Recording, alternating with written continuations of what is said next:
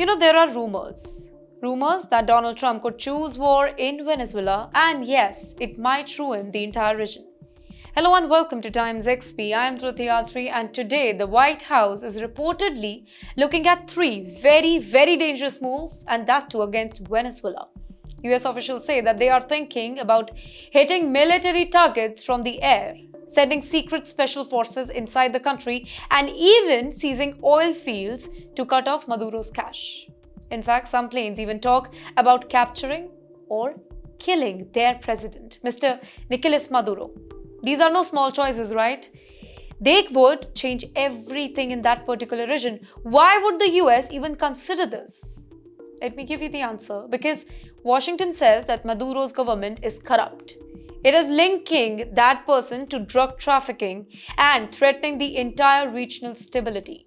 The US already has warships nearby and says that it wants to stop the illegal drug flows and protect the friends in that particular region.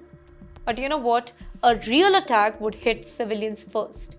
Be it hospitals, be it schools, be it towns that are close to military sites, all could be in danger. Even a short air campaign could kill hundreds and send tons of thousands of people rushing towards island states and borders as refugees. There are big economic dangers too. Venezuela holds huge oil reserves. So basically, if US forces seize oil fields, world oil prices could spike. Fuel and food would get more expensive across Latin America and even in the US. Trade and shipping in the Caribbean could slow or maybe stop. Countries that rely on Venezuela oil or maybe nearby shipping lanes would be hurt first. There are big political risks. Let's look at a geopolitical angle here.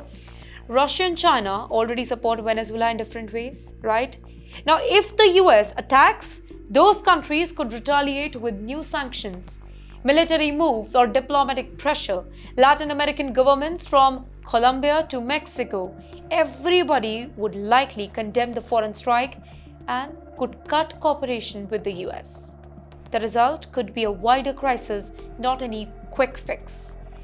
In the meantime, there are legal and secrecy problems too. Kidnapping or killing a foreign leader on his own soil breaks international law, and it would anger many governments. Covert missions under the CIA and special forces are risky. Now, if a raid fails or causes any civilian deaths, the political fallout of any US president would be massive at home and abroad. Now, finally, think of the human cost here. Hundreds of sanctions and misrule already push millions to leave Venezuela. War would push many people to flee. Island nations like Trinidad and Tobago, already close to the crisis, could suddenly see huge refugee wave. Aid workers, their groups, they could struggle to help.